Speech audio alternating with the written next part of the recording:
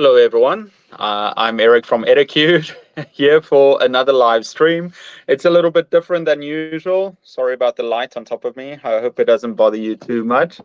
So usually I live stream from my house, from my home, but today I'm actually on a trip this weekend, so I'm live streaming from my phone. I hope you don't mind. Usually this doesn't happen, but I'm still going to be here with you. So if you're there, say hello, say where you're from. If you've got a question about teaching or you just want to share something that happened in your life, please put it in there. And I see my guest just joined. Hi, Nikki. I'll add you now. Just give me 5 minutes. I'm just going to first wait for everyone to join. And yeah, everyone, I'm so happy to have you here today. We already have our first viewer.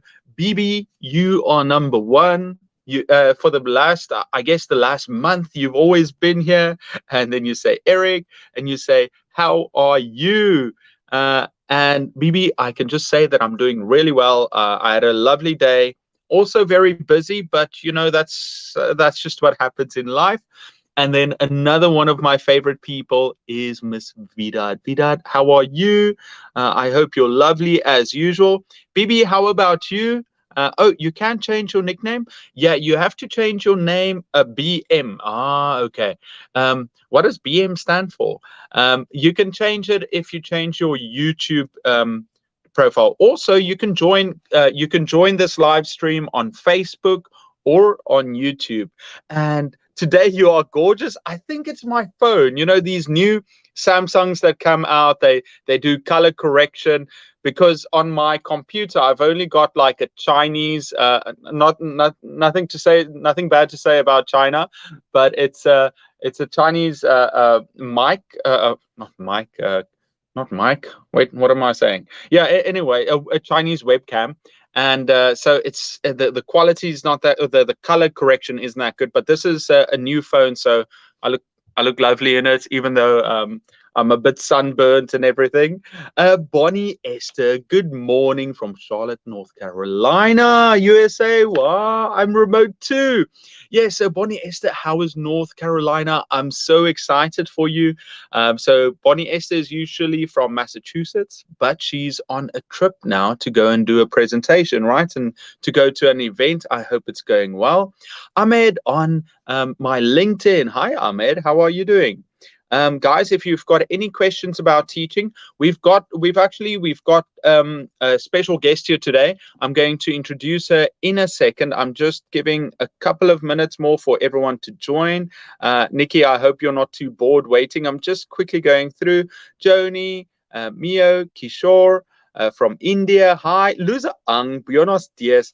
And I'm so happy because Nikki, well, I'll introduce Nikki and then we'll talk about it. Shayla, good morning, everyone. Good morning, Shayla. From Libya, Intisar. Where have you been? Missed talking to you. I'm always here. And Sunday from Bhutan. And Bonnie Esther says New Orleans conference is amazing. Now at your son and grandson's home. Wow, they loved your animal sounds video. I'm so happy. Okay, everyone, without further ado, I want to introduce our teacher that I'm so happy is available to join us. This is Nikki. So everyone, please say hello to Nikki. Hi, Nikki. Hi, everybody. How's it going? Good. How are you today?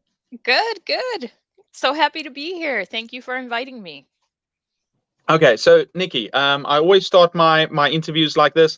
Can you please tell us about yourself? Who are you? What's your job? What's your experience? Do you have any Absolutely. pets? No pets. Too much to take care of. I hear you.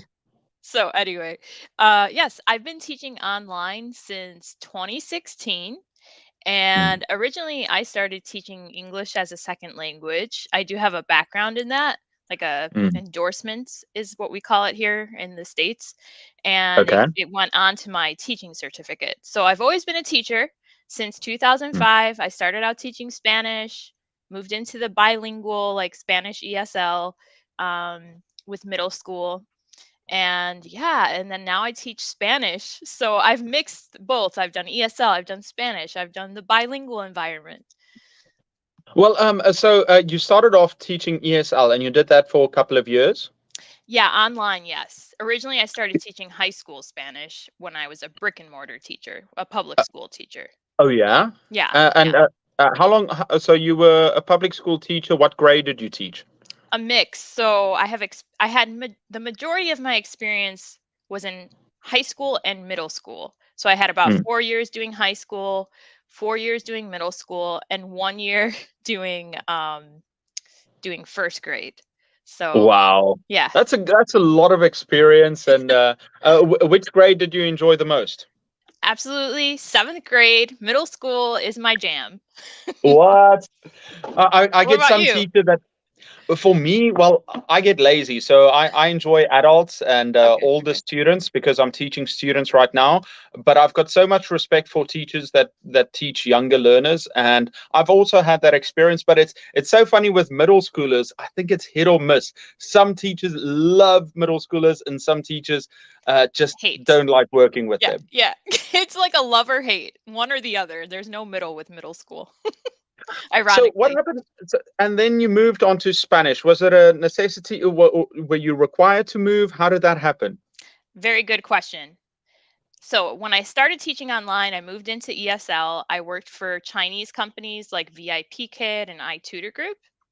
Hmm. And then during 2020, after 2020, the Chinese laws changed where they wouldn't allow Mm. foreigners to teach the students anymore, especially younger students. So after that, I was like, I think I'm going to start transitioning to another company, which is US based. It's called Mm. OutSchool. And I've at the heard of it, yeah. time, yeah, at the time, OutSchool didn't really have an ESL market. They are now, though. They actually have, Mm. they've been marketing to South Korean students. Okay. So, but since now they didn't have that when I originally started, I was like, well, I might as well try Spanish. That's my background anyway. My degree, my bachelor's degree is in Spanish. So Mm. it made sense for me to transition that way since they didn't have the ESL market and I had materials from when I taught high school Spanish. It just made sense. And now that I'm like in that niche, I just want to keep growing that niche. So, I think yeah. it's very important to specialize. As a teacher, it's great to get different experiences. To broaden your horizons. But when it comes to specialization, you want to be the person they go to. If they need help with something, and I think that's perfect. By the way, you don't know this, and my community might know this, but I'm actually very good at Spanish. I'm not Qué very good at Spanish. bueno. No, no, no. I'm horrible. But a lot of our viewers are, and they've been trying to teach me some Spanish for ages. Could you perhaps teach me something in Spanish that even someone like me can use that's very bad at languages? Yeah, absolutely. So, do you Uh, want to learn something basic like hello, my hmm. name is? Yeah, let's start small. Hello, my name is. Okay, so you say hola, Hola, me llamo me llamo Eric. Eric. Hola, me llamo Me, Eric. me. Me? What's Me me? llamo. Me llamo. Me Mhm, llamo. Okay. mhm, Hola, me llamo Eric. Bien. Okay, excellent. Now, back to teaching, guys. By the way, if you've got any questions for Nikki, please put it in the comments below. The first question I have for you is, what are some similarities? So, teaching two languages, was it difficult to transition? What are some similarities, perhaps? How was the experience transitioning from teaching ESL to teaching Spanish? Yeah, it was very smooth because even though I had been teaching ESL online and I was working for those companies, they provided the materials and whatnot. Like I said, I already had the curriculum from before. I just kind of readjusted it, made it better, made it more fit for teaching online. And yeah, it was very smooth because to me, language learning is language learning. Language Mhm. acquisition, it's the same, it's in the same, even though they're So, two same different languages. process. Uh, Yeah, yeah. So it was a smooth transition, luckily. I think so too. I think, if I had to teach another language, even if with my limited Korean, sometimes I help new student if new because I'm teaching in South Korea, and when new teachers come here and they want to learn some basic Korean, then I feel like the way that I teach them and help them is similar to what I would teach if I taught students. And can you tell us a little bit about your classes? So how would you see a regular class being run? So I kind of say I use a traditional process with gradual immersion. So I do start with teaching like the alphabet, and we grow their vocabulary little by little with greetings, introductions, and then expand on vocabulary with topics or themes, and then we dig into grammar little by little. But I do like to transition them into immersion. I just don't want to Mhm. throw them into immersion. Yeah. My theory is that if you start in an immersion class and you're not prepared for it, or you're little, like, language learning can be scary. Mm. So I Mm. feel that that can push people away from the language rather than slowly building and then start to immerse them little by little. I agree. I think it's very important for us, a lot of my students, to make them comfortable when they get in the class. So, Mhm. little by little, you're gonna get them used to it. It's this is a really bad analogy, but it's no, I'm not going to say it, but I wanted to say it's like boiling the frog. You just put Yeah, them the in, and boiling frog. before Yeah. they know it, they're just Speaking. talking, and they're part of class and they're comfortable with it. But you Yes. want to get them used to it slowly, but Yes. and push them a little bit more, Yes. to Absolutely. increase that boundary. Yeah, and so somebody asked here. I've got a great question. I'm going to go to this one first. By the way, BB, you asked, or BM, you asked what time it is in South Korea. It is 10 p.m. here. That's why the light's on. Nikki, where are you from, and what Yeah. is the time there? So I'm in the Chicago suburbs in Illinois, the United Hmm. States, and Hmm. it is 8:11 a.m. Okay, well, thank you so much for waking up early, or I hope you had some coffee. Now, Yeah. VJ has an interesting question, and I don't think this is necessarily teaching based, but it could be. Hello to both of you. How's everything going, guys? New month, new goals. What are your plans for June? And I think this is a lovely question because it's good to ask. I love asking people, what are you doing? What are your plans? What do you Yeah. want to accomplish? My plans are to continue teaching. I don't have anything interesting going on as of yet. No travel plans right now. I've recently joined a small business community, so I know that I'll be attending some of those events this Hmm, summer, and interesting. feel very lucky to have that group because they're very motivating. And it's kind of interesting being in that group as a teacher, because you don't usually think of teacher as a business owner. So you do, when you're a teacher and you're a business owner, it's like you have a lot on your plate. So It's I it, it's all really business owners do. It's really funny. I was talking to another teacher friend of mine here in Korea. She's a public school teacher, and she actually started this book club where Mhm. the teachers would read books about investing and um, by getting into housing, and learning other ways of making money, or saving. So it's very interesting, and the small community of teachers has now expanded to a lot of teachers joining online, and every month they've got a new book they go through, and it just shows us, as teachers, we've also got to look at ways of not only how to expand ourselves as teachers, but also to take care of ourselves financially, because Mhm. unfortunately it is a difficult climate for that. So I'm Mhm. happy you're doing something like that too. Yeah, absolutely. Okay. Now, we've got a question here from Sunday. I'm teaching English for pre-primary for the first time, and English is our second language. How do I go on with it? So let's say you've got some pre-primary, so very young learners, right before, so not quite kindergarten, but right before elementary school, So let's say they are 8 to 10 years old, or let's Okay. say 7 to 9 years old. So Mhm. how would you go about teaching second language learners? Yeah, that's definitely not my area of expertise, the young Mm. learners. I do No, have but I want to see how your mind works. So just put yourself in that position, because as teachers, I know that you're going to start working through this.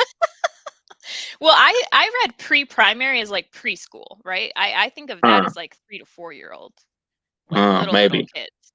I thought it's like kindergarten before pre-primary, is it? Okay, well, Maybe. okay, well, let's go with your definition then, Okay. in Okay. case I'm wrong. So very young kids, how do you go Yes. about it? I mean, in that case, I would actually do immersion in that case Uh, because they're like a sponge, you know? mm, So let's just start with, I mean, you're still going to teach because even when you are teaching your native language, you do learn the alphabet, you do learn colors. You start with mm, those basic things. I would just do the mm. same thing, but immersion. And obviously Very you want to nice. use games, you want to use the things that the kids are going to love. They probably want to do some tactile things. Mm. So, You're 100% right. Yeah, no, I think make it fun, play yeah. games, focus on these things like colors and numbers and animals and things that they enjoy. Make it fun. Exactly. Uh, you know, use plenty of activities, maybe Mhm. shorter activities, and it's still like the alphabet. You're going to chunk it down where you do a couple of, let's say. You do ABCs. You're going to do a couple of words each class, and you're going to have fun with flashcards and make it very tactile where they're playing games like that. That's very true. Mhm. Um, yeah, and there was something else I wanted to ask. I totally forgot. Yeah, and your week ahead. So, are you only teaching online now? Yes, 100% online. I did have in the past when I first started this whole thing with teaching online, I did have some students in person locally that I would work with them on ESL or Spanish. Typically, it was actually Spanish though. So I've Yeah, always been doing a little bit of Spanish in the background with tutoring. yeah. Yeah. So yeah, but now 100% online, even the students I used to teach in person. I only have one student left that's from my area. I've been working with this Wow. student since she was like in 4th grade. She's graduating 8th grade right now. Wow, that's So, fantastic. yeah. I think it's necessary, with the internet. I tell my viewers all the time, it's so important that we expand and we try and reach students wherever we can find them, especially online. Actually, by the way, so you're using OutSchool, Mhm. but a rival company, contacted me called Okay. All School. I just heard Uh, about them. and they asked me to do a video for them, and I have to have it finished tomorrow. So today, I was shooting a video for All School the whole time, and I think it's pretty similar. So I think, guys, if it's possible for you out there, you have to go into online teaching. Now, with you having done online teaching for a bit, what are some things that you think are important for teachers to know or to try when they want to become online teachers? That's a great question. I love that question because it is different. So, you have to be prepared to adjust to how you appear on camera. That can be a bit of an adjustment because Mm, I think when your face can look kind of deadpan when you're on camera if you're just thinking you're like, you know. mm, So you have to get used to smiling a little bit more or just mm, showing your expressions a little bit more, being careful with them, being aware of mm. them and how it appears because students or even parents might think, oh, this person is like not friendly or whatever it may be. So just Yeah. be aware of that. And then Mm, how do you plan to engage the students in an online format? mm, Because with ESL companies, it was a lot of like, okay, let's use TPR, let's use movements. mm. Do you think your community is familiar with TPR, total Sure. physical response? Okay. They better be by now, but Yeah. yeah, no, I Yeah. definitely think they are. Okay. Okay. So using a lot of TPR if you're teaching languages, of course. I mean, you can use TPR really with any subject. I saw a science middle school teacher using TPR. So Mm, she 100%. yeah, so it's a fun way to engage people. And then knowing some websites where you can engage students. So I use a website called Nearpod. Have you heard of Nearpod? I've heard of it. I haven't Okay. used it yet. Okay, it's really, really fun. Uh, kids can do interactive things on there. So, for example, I use Google Slides when I teach, which is similar to PowerPoint, but you can Mm, take those Google Slides and import them into Nearpod. And then in between certain slides, you can add activities. So you can add like fill in the blank or matching pairs where they have to like match the English with the Spanish. You can ask open-ended questions on there and then they have to submit them. So it keeps them engaged the whole time. It's a mm. fun way to teach. Well, I think it's great. Whatever works for you and whatever you Yeah. can engage your students with. Yeah. What I like that you said, and I think it's so important is that our appearance when we're online or on video. Um, I've been online and on video so much these last couple of years with YouTube and teaching online, and it's so true. The camera doesn't just add 10 pounds; it also makes you look a bit you also have to be more expressive because it's very easy your normal face you kind of like will look kind of mean or grumpy if you just have your normal face on, so you have to be expressive and you know And um uh, you don't get the over benefit of enunciate. seeing somebody's whole body. Like body language Mm, is how much percent of communication? I don't remember, like a higher percentage of right. communication. And you're Yeah. only seeing this. So Mm, when you're in person, you have that benefit of reading somebody's whole body. And so when you're mm, online and you're only seeing, the chest up, whatever it is, you don't have that benefit. So that's why you have to kind of use your face a little bit more or mm. be cognizant of it. Okay, well, the community has sent a couple of questions, so I'm going to go through a few here. I just wanted to say something Bonnie Esther said, good term, transition into immersion, and to use the first language as a legitimate resource for learning another language. Thanks for sharing that. Thank you, as always, Bonnie Esther. But we've got 3 questions I'm quickly going to run through. Art Bart, I just want to say hello, and Habib. So BB asks a lot of questions. We love, not BB, BM. What is your favorite cuisine, Eric, and your guest? Nikki, what's your favorite food? Typical American. I like French fries and cheeseburgers and Uh, pizza. and pizza. Well, actually, so I'm on a trip, and I came to visit a friend in Korea. They call it the Kitchen of Korea. It's called Jeonju, Uh-huh. and they just specialize in making food. So I've been eating very well while I've been here. A lot of Korean food. Yeah, I think these days I'm actually eating a bit more healthy. Well, healthy. I'm trying not to eat too much Western food. Actually, I'm eating a lot of Korean food Nice. or even fusion food. Yeah, so that's what I'm doing. Yeah, so a next question by Meme Gamer. Meme Gamer, lovely to see you again. He says, "Hello, teachers. How to deal with burnout and having a very long week?" Okay, Nikki, working too long, being Oh stressed. yeah. How do you deal with it? Okay. What advice would you give to a new teacher that struggles with burnout? All right. That's great. So number one, my first year teaching, I definitely struggled with this. I even had because I taught high school Spanish at the time. I even had a student, a high school student, look at me. She goes, "Oh, you look tired."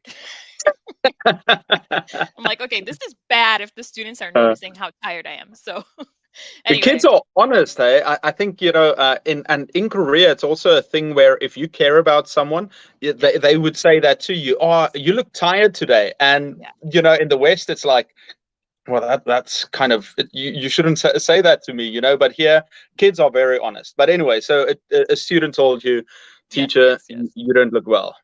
Yes, yes, yes. And I don't think she meant it disrespectfully either. I think it's the Mm, same thing mm. coming from a place of like, "Oh, I hope you're okay, Miss Lubing." Concern, So, yeah, concern. in any case, I had a friend from college that I reached out to. I knew she was a teacher. She had a couple years on me in terms of her experience, and I just asked Mm, her, I'm like, how do you deal with this as a teacher? And she gave me really good advice. She said, staying extra hours doesn't make you a better teacher. It's like staying late at after school hours and trying to mm, lesson plan and all of that. She's like, showing up, being there, having the energy to teach, and just knowing your subject is what's going to make you a good teacher. So don't think you have to stay and do all of these extra things mm, to be a better teacher. That's actually going to drag you down.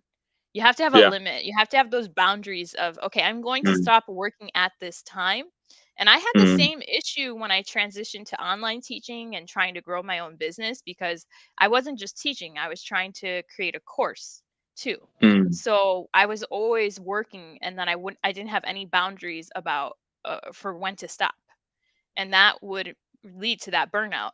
So I realized I have to have a day off. Like, I wasn't even giving mm, myself a day off. So I was like, Saturdays, my day off. I will not do one thing related to work. mm. And that's what saved me from burnout. I think it's very important, especially as teachers. If you feel guilty if you don't do more, for your students, for your colleagues. I mean, how difficult is it for most teachers to say, even if you're sick, to take a day off because you're worried about a sub and about disappointing others? It's because you're part of a community. But I think it's important to take care of yourself, to take that time off, to limit yourself and say, okay, this is the time I'm going to work. And yeah, just self-care, self-love and self-care, Yeah. both go hand in hand. I always tell myself, I'm very hard on myself. And I think most people out there are the same, where they're like, you know what, Eric, you've got to work harder. You've got to put more in. You've got to do more prep. Yeah. Um, but you said something interesting. I'm kind of curious. So, by the way, guys, Nikki is on YouTube and on Instagram. I put all the links down below. Tell me about what you're trying to do business-wise, or what are your plans for the future? Why did you start YouTube, and why are you trying all of these things? Yeah, I think when I quit teaching, I thought I have to get into social media. When I say I Mm, quit teaching, I mean public school teaching. So when I quit that job, I said I need to put myself out there to try to reach people. That was mm, just the original thought. I just dove right in. I started Instagram and YouTube pretty much at the same time. And that's just really evolved over the years with whatever I want to focus on in my business. So people who have mm, been here from the beginning, they've seen me go here, there, all over, trying different things, trial and error.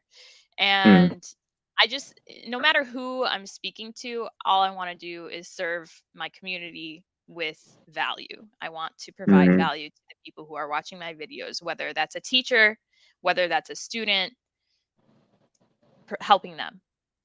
mm. Yeah, I think it's so important. I read it.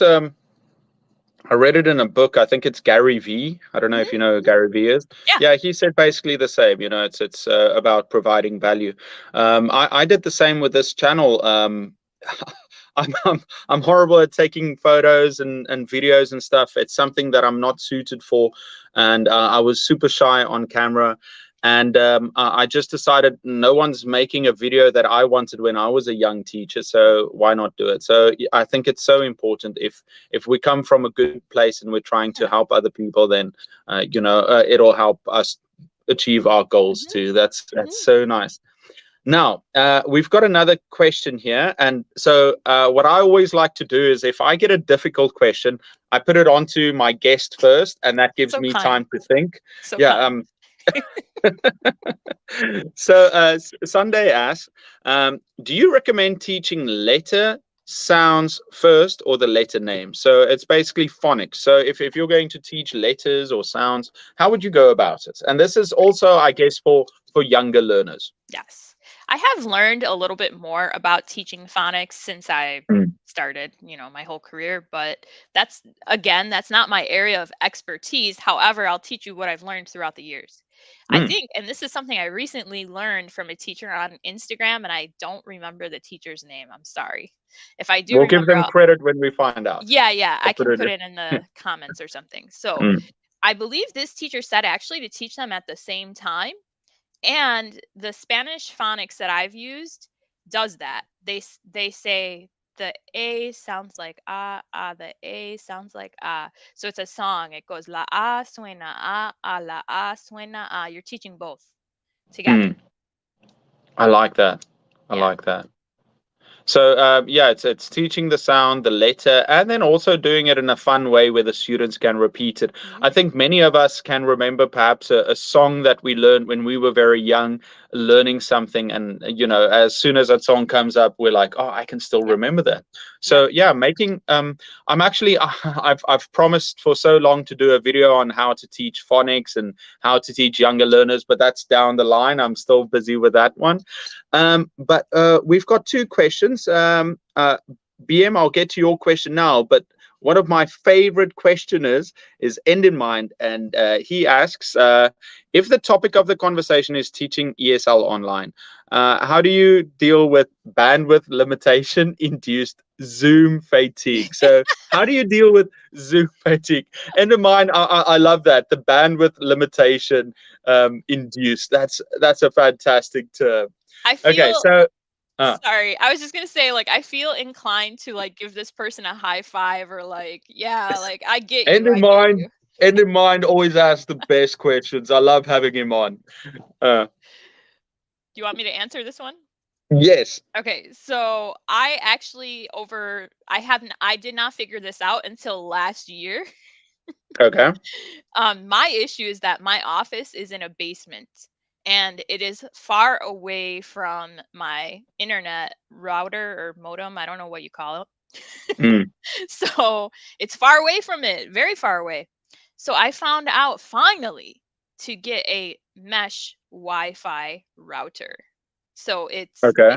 it's like you have to place these little pods throughout your Uh, house. uh, yeah. So you get a strong signal wherever. Yes. Yes. And so mine is actually a wired connection now, and I rarely have issues. I've only had Mm, issues if I add another device onto the mesh Wi-Fi.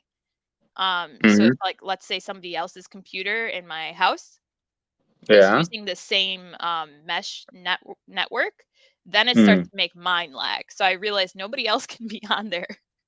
Only yeah. I can be on there, and it's for work, obviously. So no one else needs to be on there. Yeah, I think yeah, depending where you are. Right now, the internet is everywhere, and we just got to make Yeah, sure that it's that we set ourselves up for yeah. success. What about Zoom fatigue? Have you heard of that before? Where you get Not. so tired of being online, and it's like, Oh, and you hate being on there. Have you ever felt that before?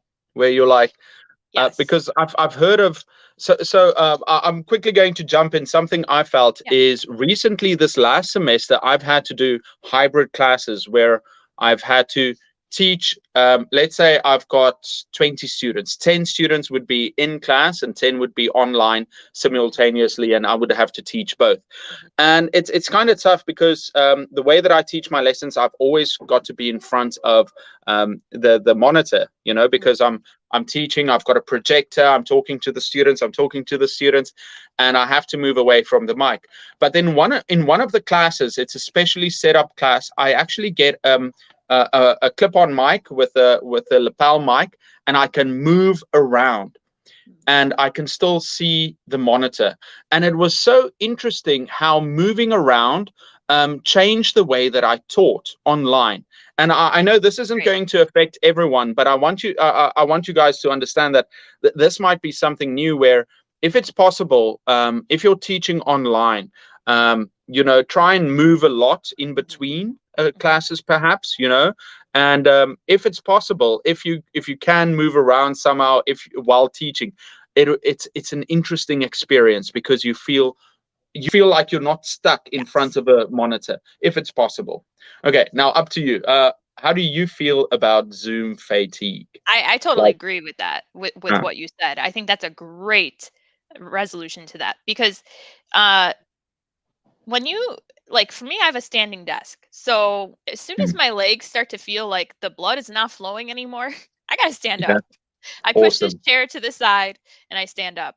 And then my other thing is too, because I am in a basement, I can run upstairs. Like I'm running up and downstairs all day. So I do Mm, get that movement in other places. In terms mm, of, I don't know what this person's situation is and how long they have to be in front of the screen. But if you have the ability or any flexibility in your schedule, if you can do like a split schedule or try to do it like a normal teaching day where you're teaching a couple classes here, take your lunch mm, break or take your planning break and then don't use the screen during those times if you can. Yeah. I think the more time we can get away from screens, the better in general. Go outside, go for a walk. You know what's interesting? This is a bit off, not off topic, but it's kind of interesting. A lot of people have road rage. If you're driving and you're stuck in a car and somebody does something and you just overreact and you have road rage, lots of really bad incidents. But they found that there is almost 0% of road rage in people driving a convertible.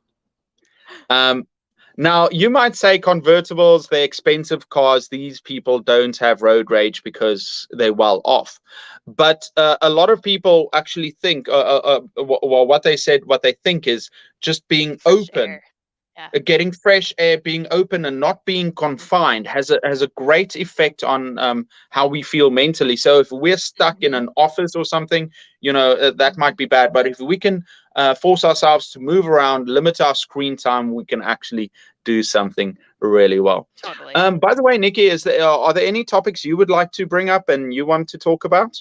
I'm having fun just what we're doing. So I don't have anything coming to mind right now.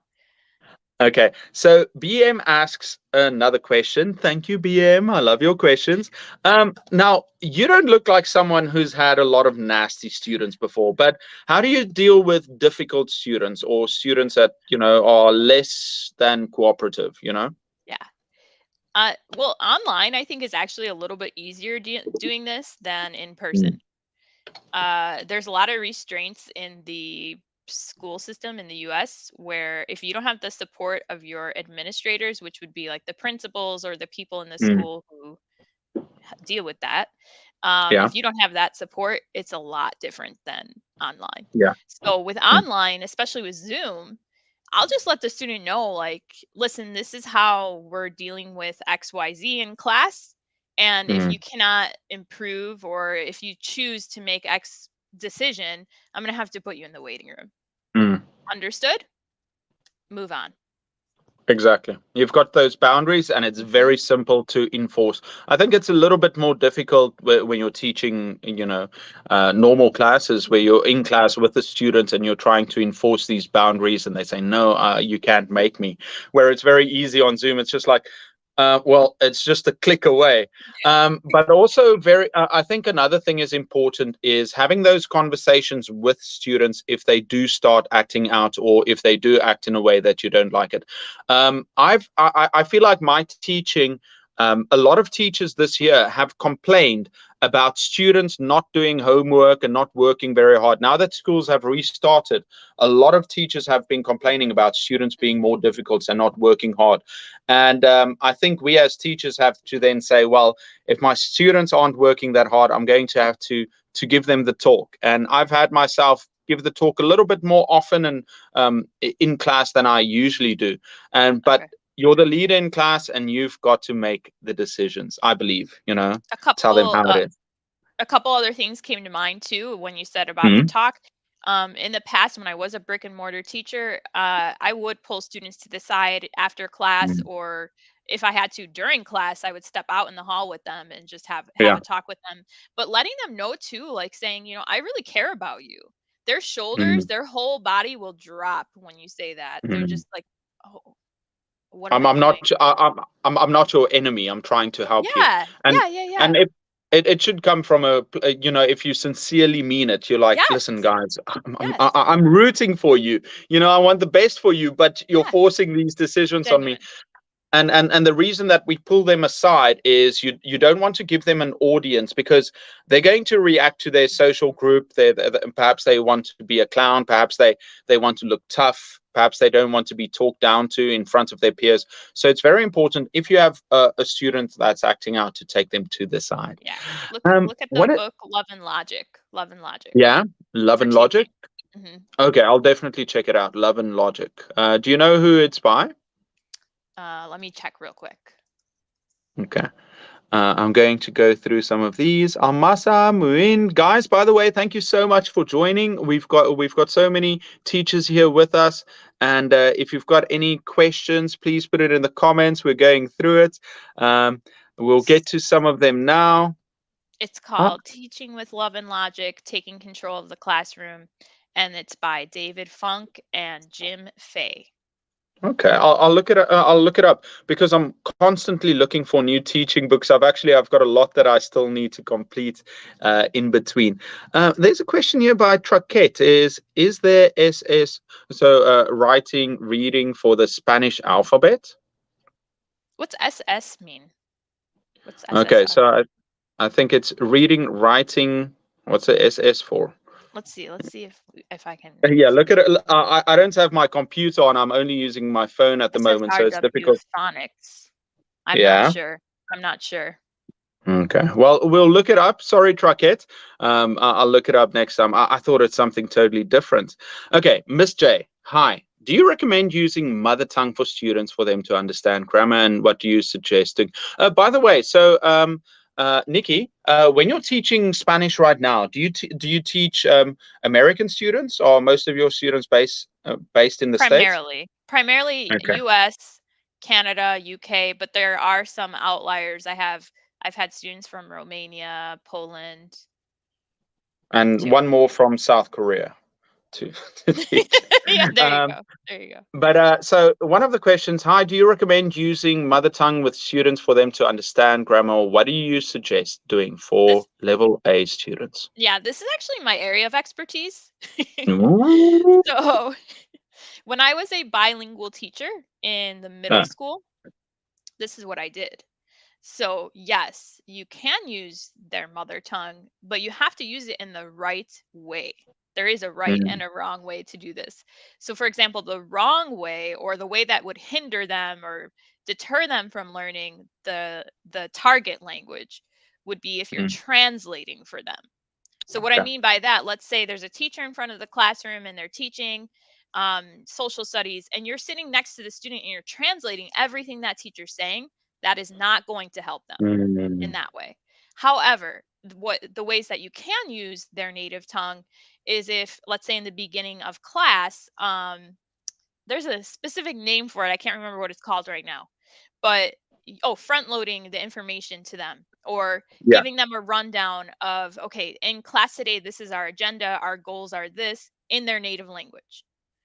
Or like you said, let's say you're going to teach them a grammar point or something like that, or trying to solidify that they understand something in their native language, and that's okay.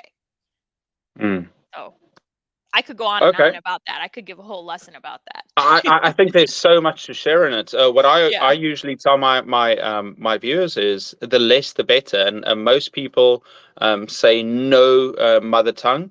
But for me, sometimes if it'll help the students understand something a bit quicker, then sometimes I will use a little bit, or just if it's funny, sometimes I use it if I want to help them or surprise them. So, but in most cases, the less the better. Zoya says, Nikki, your mic's too quiet. I don't know. I can hear Nikki quite well. Zoya, is mine clear?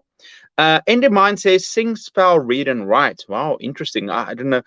If not, safe, skilled, ready, workforce. We're just throwing words at the screen at the moment. Okay.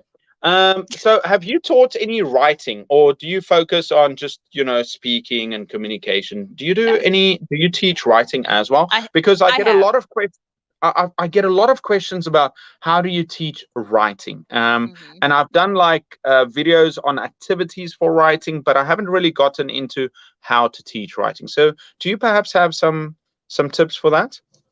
Yeah. So I, again, in the middle school when I was teaching writing, I was a co-teacher with a dual language teacher. So the dual language program is where there's a certain amount of kids who speak English and a certain amount of kids who speak Spanish. Or there's different ways that you can do it. You could do full immersion, and they're Mm, all native English speakers. So, and you're teaching them in Spanish. So mm, we have quite a bit of those programs here in the States, if you haven't heard of dual language before. So in that environment, I was the ESL support teacher. And so we would, when we had to teach writing or language arts, um, we would do like a mini lesson first. So a mini lesson would mean like probably not more than 15, 20 minutes. And you're teaching them whatever the skill that you want them to learn. You might have to break it down into several mini lessons. So maybe you want to teach them, okay, first we're going to learn how to do the introduction or brainstorming ideas, maybe breaking down all the writing steps. You have to know all the steps of writing and then breaking them down, showing them examples too of good writing. Yeah. I'm so happy because I think I gave this advice last week when someone said, I said, okay, well, you want to break it up, maybe do this. And then I also brought up examples. I said, you want to give them, if they're doing an activity or they've got a project to do, you want to show them an example of good writing. You want to also show them an example of average writing. This is what you would normally see. And then also bad writing. So they've got something to go on. This, if they do this, then it's not good enough. If they do this, they're on track. But if they really want to excel, this is what they're aiming for. Because, it's difficult to achieve goals if you don't know what you're aiming for. Exactly. I was thinking before, you said something about, your goals change, and so I think about 30 minutes ago I asked you what your goals are, and you said, well, they kind of change even with your or not your goals, but the things you do on YouTube. It kind of changes and you try different things. And I thought about a missile. In most cases, when they fire a missile, it doesn't just go straight towards its target. It actually redirects the whole time, and that's fine, as long as you hit your target at the end or you come close. Yep. Okay. And it's all an experience, right?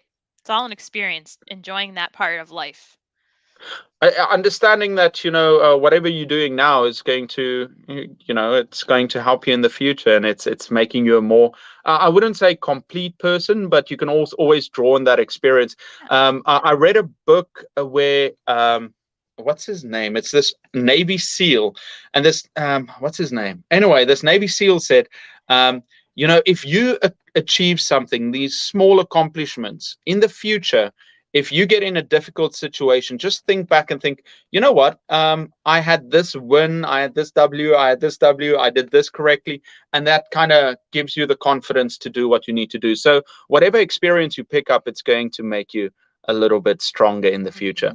Now, here's a great question by Withering Samadhi. Hi, Withering. How do you usually use the book? So if you've got a book, a grammar book, or a prescribed book for higher level students such as 7th to 9th graders, my senior teachers usually recommend me to use 30% from the book and vary the lesson from other sources and fun activities. So how about you? What resources do you use for your classes? And if you use a book, how much of the book would you use? Yeah, it's interesting. I never really thought about that in terms of percent like that. So looking back, I would say I probably used a textbook with middle schoolers maybe 20% of the time, 20 to 30.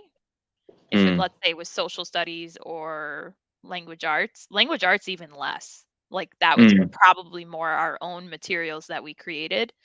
And yeah, I think. What kind of activities do you, so you've got the book, it kind of guides your lesson, but what kind of activities do you like to do in the class? I just want to make sure, I want to make sure that they are practicing whatever it is that you're teaching, so that they are, whether it's doing a project, whether it's doing some research, whether it's having a conversation or learning the vocabulary and doing some kind of sorting activity with it. Just constantly doing the learning, not doing a lecture. Lecture, like I said, I would do more in a mini lesson than doing like a full hour. The more the students actually are busy doing something, so maybe a small part of it you would teach, and a small part the lecture would consist of you explaining what they have to do, giving them an example, and then setting them free. And then once you take feedback, you can kind of fix some of the mistakes they've made. But Yeah. at least they're making the mistakes instead of you just lecturing all the time. So Mhm. yeah, I think for myself too, it might be, it depends on the book. If it's it will never, I doubt it will ever be, it won't be high, because we're constantly having to do activities, and the more activities we can involve the students and their experiences outside of the book, the better. So I think depending on the book, but it's really more than 50 or 60%, I would Yeah. say. In most cases, I would also say it's about 20 to 40% that we go into the book and we use it to help. No, that's definitely much better. We only have 10 minutes left. 10 minutes left. Can you believe that? It went so Okay. fast. No, it's quick and it's really fun. So let's see. We've got okay.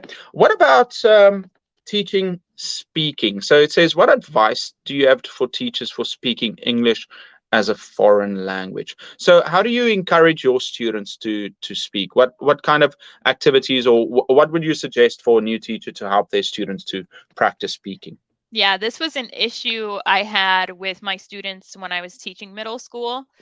And I would encourage them to speak to people. I kind of did like an incentivized thing because they were Mhm. really, middle school is that age where you're like, Very you shy. feel awkward. You're Uh, not, yeah, you're growing. So I think that was part of the issue, not just the language. So you had the two things together. mm, That's kind of creating tough. that barrier of Um, confidence. So I gave them yeah. an incentive, and I don't even remember what the incentive was, but I told them, okay, go speak with the librarian, go speak with somebody in the main office, speak with someone in the cafeteria, trying to get them Mm, to do real life interactions, not just in the classroom. But in mm, the classroom, um, I probably have sentence starters for them, mm, or sentence frames to give them some of that language to build on. mm. Do people Yeah, know yeah. about sentence starters, sentence Sure. frames? No, I'm Um, sure you're explaining it clearly. Yeah. yeah, yeah, yeah. Yeah, just always giving them that background knowledge that they need to feel confident with the language. I'm trying to think if there's anything else. If there's a certain like speaking activities that you can do. Mm, I can't think of like a specific activity right now. Like we did turn and yeah. talk. Like, Uh, okay, we're gonna have this little lesson, and then now turn and talk to your partner about mm, XYZ. yeah. So I think what's important too is clarity. If the students aren't clear on what you expect from them, it's also difficult for them to do. But if you clearly say, okay, I expect you and your partner to have a conversation. There should be at least, I want you to use this vocabulary in it. It should start this way. It should end this way. And I want you to talk about this topic. So if they've got clarity, or yeah, if you say, I want you to ask 5 other students one of these questions, go around, mill around, and find out this information, you're going to share that. They know exactly what is expected of them, and if they don't do it, they'll be in trouble. So it creates, they know exactly what they have to do. So we've yeah, got to be clear, and we've got to break it down for them to know exactly. And like you said, if they are unsure of how to start the sentence, or if they don't know how to do it, you've got to show them examples, and you can give them some things to assist them and to help them a little bit more. hmm hmm Okay. I saw What it something Yeah. interesting on LinkedIn related to this topic, though, too. It just came to my mind while you're speaking. So I saw like a specific grammar point. There was like 10 little cards with different questions for this grammar point. So that's another thing, too, if you have Oh, like that's questions nice. created for them. Mm. So go ahead. Sorry. Very, very important. No, I love it. So whatever you can help yourself with and your students with to make a lesson successful, do it. Even if it's just like these small cards and things. Now, Uzmonov has a couple of interesting questions. We'll get to it now. Bibi just asked, which languages do students learn apart from English in South Korean? Well, in Korea, yeah, it's mostly English and English and South Korean. I'd love to learn a little bit of Spanish and maybe some Russian too. We've got many viewers from there too. But Cool. Uzmonov asked, what's your favorite warm-up activity?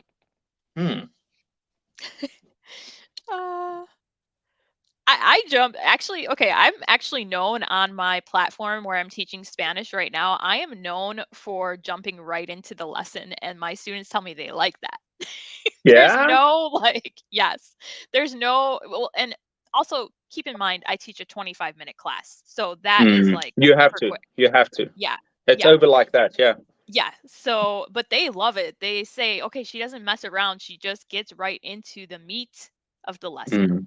Now, if I've been teaching a certain group for several, weeks, months, whatever, um, then I might say, okay, last week we learned XYZ, give them a little refresher. And then Mm. I do have my students take notes for Spanish. For me, I think that is helping them, retain the vocabulary. When they have those notes, they can refer back to it, they can quiz Mm. themselves on it. So I jump into notes with Mm. my lessons. And then we do an activity. So we'll learn like 5 words, do a couple activities, practice speaking, do the next 5 words, activities, speaking. I just have that flow of how I do my lesson. Nice. So, And the students also get used to that routine. yes. Yes, And it's exactly. it's so important to review. Repetition equals retention. I guess So I the more I you agree. repeat it, the more people are going to remember, and the Mhm. students too. Perhaps you review something that you did before, and you're like, they think, oh, what did we do last week? And then they see their notes, it's like, oh, okay, I Yep, yep, remember yep, it. yep. And then maybe a couple of weeks later, it's like, okay, guys, go back to that. And they're like, oh yeah, we did something with that. And then, like, oh, okay, no, I get it. Okay, let's do it. And the Yes. more they do it, the better it will become. So don't be afraid of reviewing what you've taught. I Mhm. think for myself, my lessons are a lot longer. My classes are around 90 minutes each. And my my classes, I'm very slow to start. Not slow to start. Students come in, I talk to them, and then I like to make it a warm-up activity about my students, because they're in university, they've got experiences outside, and I want them to be comfortable sharing some of their experience. So I like them to show some photos of what they've been doing, ask about their past or their weekend, or something that they're looking forward to. I always make it about my students, and they ask each other, so that they feel like whatever they're learning, it's useful and it's about their lives. So I think that is fine. George Grant says, I use the best approach. Sorry, I just missed it. Be That's okay. educating, slow and thorough. I Thorough. like that. And mine says, yes, time flies like an arrow, fruit flies like a banana. Oh, that's a Who is this fantastic person? quote. End in mind. Somebody write that down. End in mind, you better write a book soon. I love that. That's a great one. Follow a lot of teacher or just one. This is an interesting question, and it might be one of our last. Uh, do I need to follow many different teachers, or just one if I want to learn English? What do you think? This is actually a similar question for when you're growing a business. Like, oh, do I follow this person's way of doing business or that person's way? I think you have to choose 1 or 2 max that resonate Mm. with you. Their teaching style resonates with you. And let's say, okay, after a year or 2 of following those teachers, if you feel like, okay, I'm maxed out, meaning like I'm not going to be able to learn any more from these 2 teachers or this Mm. one teacher, then I'm going to find someone new. But if Mm. you're looking at too many teachers, there are going to be too many different styles. Even think Too about many. school. Like in Yeah. school, you have a max of X amount of teachers. So for each subject, you have Mm. 1 per subject typically. So you want to spend a good year with them, get Yeah. used to their style, and then find someone else after the next year, maybe. Yeah. I think it's interesting. I think, yeah, you don't want too many cooks in the kitchen, too many tigers on the mountain, because if you're learning something, rather learn from one person and reach a certain level first before you move on and try and look for more resources. If you have too many resources, too many teachers, you're going to be pushed in different directions. However, I was watching this one vlog about this couple. They do kickboxing, and they went to Thailand, And in Thailand, there's a street called Fitness Street or Muay Thai Street. Cool. And they've got many different gyms there. And at each gym, there are many instructors. And you can have private lessons with these instructors. And then they said something interesting. So they reached a certain level of proficiency in kickboxing. And then every trainer they go to, they say it's so good because they learn something new from each one. But I think if you just started and if they started off by training with different guys from the very start, it would be difficult to reach a certain level first, because you have to build that synergy with the teacher and learn everything you can. So that's what I would say. Now, finally, Nikki, what is your last thing you want to talk about? Is there anything you want to share with the audience, something that you're working on? And by the way, guys, go and check out Nikki's channel. Please subscribe and check out what she's doing. She teaches ESL and Spanish. So Nikki, the floor is yours. I just want to say thank you, Eric, so much for having me on here. I had a great time. It was really fun answering everyone's questions. And my ending would just be, don't give up. Whether you're a teacher or a student, don't give up. Always keep learning. And it is a process, you know, especially as a language learner. If you're learning a language, it takes time. Don't expect overnight results, and don't give up. Yeah, thank you. Such a beautiful message. And Sylvania, thank you so much. Sorry, I didn't get to your question. She had a question too. Everyone, thank you so much for joining. Nikki, thank you so much. I'd love to see you in the future again. Everyone, have a beautiful week, and I'll see you next time. Bye-bye.